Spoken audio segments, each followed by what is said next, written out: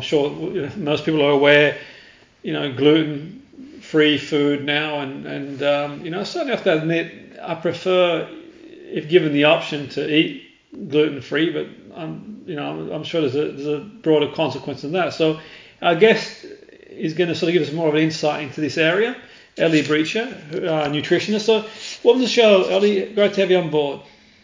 Thanks, Jimmy. It's great to be here today. So tell us about the sort of research. Tell us about do you have any sort of tips around if you're hosting, guests who are gluten-free, who need to have gluten-free? Yeah, absolutely. First of all, you need to understand what gluten is and what products it's in, what foods it's in. So apparently only 1 in 4 Brits can actually identify what gluten is, which is quite worrying. Basically, it's a protein that's found in certain grains like wheat, barley, and rye. So if you're having someone gluten-free around for dinner, call them up, tell them what you're planning to make, just ask if it works for them. They might say, all sounds good apart from this one little swap. If you're making whole wheat pasta, could you swap it for rice pasta or rice noodles? And then I can feel fully involved and join in on the fun with everything. But I think that there's so much confusion here. People think that gluten is in all sorts of things that it's just not in. A lot of foods are naturally gluten-free. Everything from fruits and vegetables to chicken, meat, fish, eggs, rice, potatoes, lentils, quinoa, chickpeas. All these things don't contain gluten as it is. That's really that's quite interesting. And can you tell us a bit more about the sort of the research findings?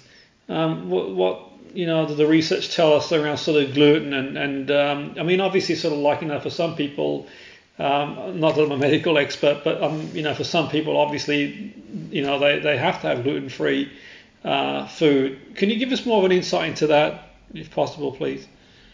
Yeah, absolutely. So Warburton's just carried out some really interesting research, which showed that shockingly 1 in 5 people said they would refuse to cook dinner for someone on a gluten-free diet. It basically emerged from this research that the way people perceive a gluten-free diet to be is crazy and difficult to cater for and fussy eaters. It's actually really sad. 1 in 4 people who are gluten-free say that they've struggled with feeling like they're a fussy eater, or they've been called a fussy eater, which is heartbreaking, and it's also totally unnecessary because maybe 10 years, 20 years ago there was hardly anything on the shelves, but nowadays, as well as all these naturally gluten-free products we talked about, there's also gluten-free alternatives to absolutely everything, from breads and cakes to biscuits and even pita bread. I mean, Warburton's just launched their new soft pita, which is, very authentic in taste, soft, fluffy texture. You wouldn't know the difference.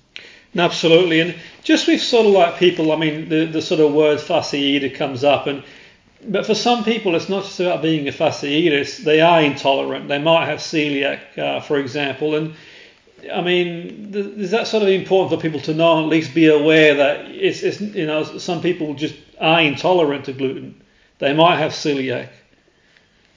Yeah, it's really important for people to understand that. So celiac affects 1 in 100 people, 1% of the population.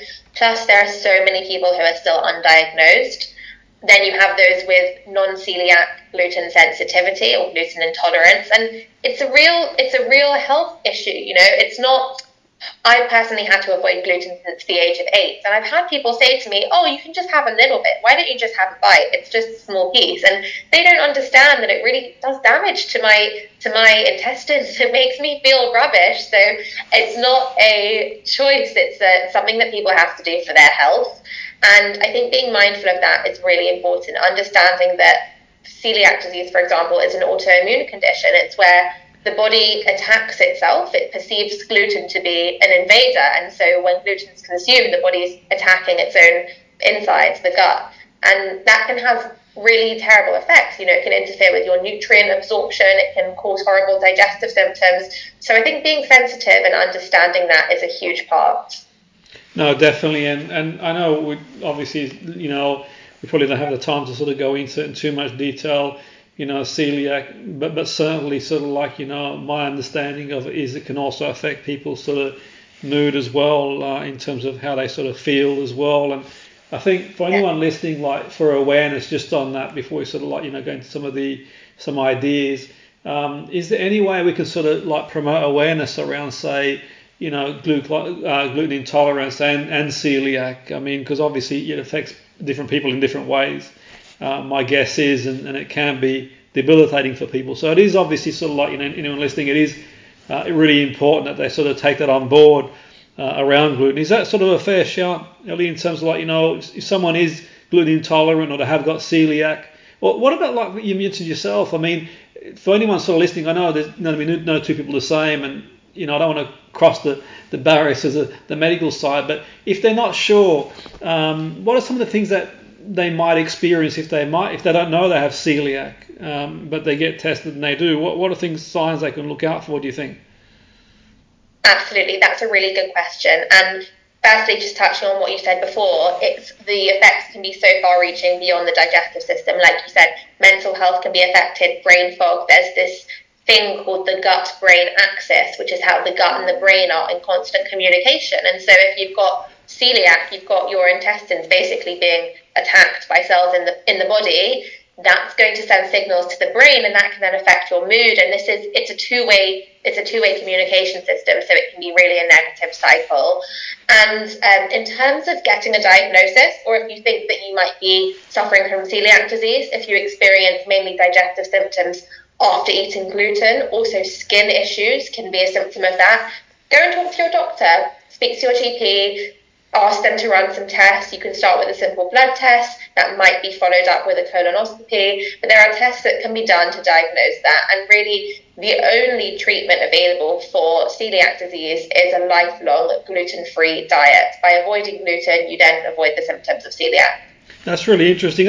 I mentioned that, Ellie, because a few years ago there was when I was lecturing, there was a student of mine who sort of, in one sense, like she may have had depression. She may have had depression, but as it happens, it turned out to be celiac, and that was treated, and the symptoms, based on what she told me, had lifted. So it's quite, and I thought at that point there, obviously sort of like, the blood-brain barrier and inflammation, that sort of stuff really. So it does go to show that there's so many variables, isn't there, as well, to take in consideration with these sort of things. So I'm not saying everyone out there who's down or experience things, but it is, do you think it is something that someone might be worth checking out? I mean, if they have some of the symptoms, like you sort of mentioned there, it's worth like just, maybe checking in and getting the test.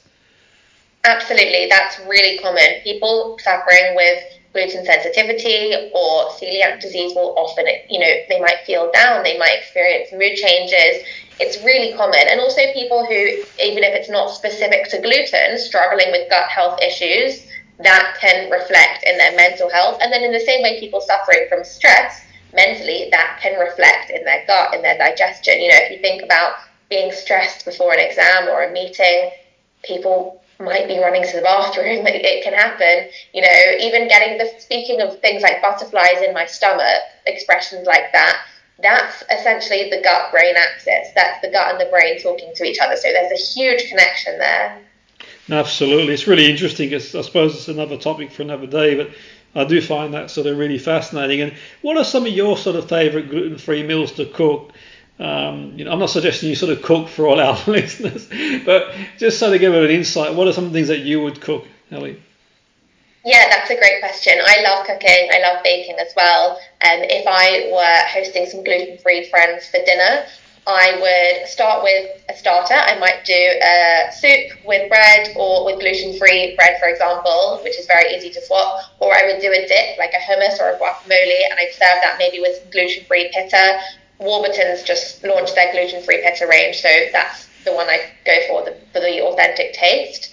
I might then do something like a salmon teriyaki or a roast chicken with grilled vegetables, roast potatoes, stuffed aubergine or stuffed peppers maybe with quinoa, and then I would do maybe a nice apple and berry crumble for dessert. I just make sure I use gluten-free oats. Oats are naturally gluten-free, but they're often produced in a factory that handles gluten, and so you have to buy special gluten-free oats for celiacs. And then, a bowl of fruits, some berries, maybe some ice cream or sorbet on the side. Absolutely. I mean, like speaking to you there, I think what I find like quite interesting for me, and I must admit, a few years back, I sort of gave it a go and the gluten free, but the only thing I would say for me, sometimes you get the gluten free aisle. And you read the labels, but then they've got, a lot of other ingredients. It can be a bit of a minefield, really. But not only that, I suppose, then you start, looking into other foods that you don't realise they've got gluten in it. They do have gluten as well. So I suppose my question is, where can people get more of an understanding? Because it is a bit of a minefield, Ellie. It really is. I mean, I don't think I'm gluten, intolerant or anything like that. But I suppose, I prefer not to have it as a personal preference if possible. But am I right in saying it's a bit of a minefield for people, and where can they get some more information on intolerance? Or better understand? Yeah. Yeah, I think it can be really confusing for a lot of people. There's so much misinformation, people thinking that all grains contain gluten, for example. And I mean, in this recent survey, I actually found that 69% of Brits mistakenly believe that rice contains gluten, which it doesn't at all. But then you also have products where you'd never know it contains gluten unless you check. Things like soy sauce and other sauce ingredients do contain gluten. So for more information about this, you could head to warburtonsglutenfree.com. They've got a lot of useful tips for celiacs and people on a gluten-free diet, recipes there as well. Yeah, no, that's really helpful. I'll log on and have a look myself. To be fair, I think it's quite interesting. It's like, I'm guessing a lot of people may be intolerant on some level, but not be aware of it if you don't sort of notice the symptoms type thing. And I suppose there's a sort of spectrum between people's debilitation and symptoms too, really. But did you mention earlier before? Sorry, just before you sort of go, is there sort of a test they can do to see, like for sensitivity? Is there like a biomarker, Ellie, or what's the score in terms of getting, like a diagnostic? It's a bit of a minefield. If you suspect you have celiac disease, there are tests that they can do to confirm or prove otherwise with your GP, a blood test or a colonoscopy. Yeah. Sensitivity, it's a bit more confusing, and there are so many tests out there claiming that they can test for all sorts of things, but they don't often have enough scientific evidence behind it. So that's where I would say speak to a doctor, speak to a nutritionist, get personalised support. Don't just order the first test that you find online, because a lot of them are really lacking in evidence. Yeah, no, absolutely. So that's a good point. So if someone sort of suspects they might have celiac, for example, so when this might be outside the remit, to be fair, but so intolerance, but in terms of celiac to intolerance, maybe I don't know if this is within your remit, but so the difference between intolerance and celiac. Obviously, celiac is a condition, but what would the difference be for our listeners? Is there something sort of? Yeah, there are a few differences here. So celiac disease is an autoimmune condition, so the immune system is attacking itself when you consume gluten.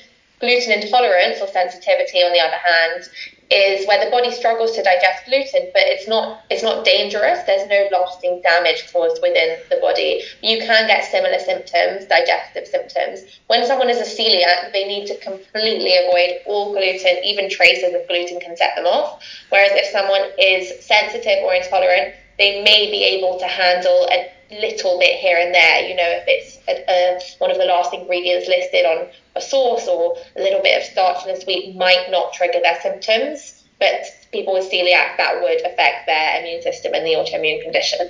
No, that's really interesting. I suppose a question for another day. I know we're sort of out of time, but it'd be interesting to know why some people are, like from a genetic perspective, why some people are intolerant and why some people aren't. But that's probably another story for another day. But it's really interesting speaking to you. Thanks for your time and have a great day. Thank you, Ellie. Thanks a lot for having me. Have a lovely day. Thank you.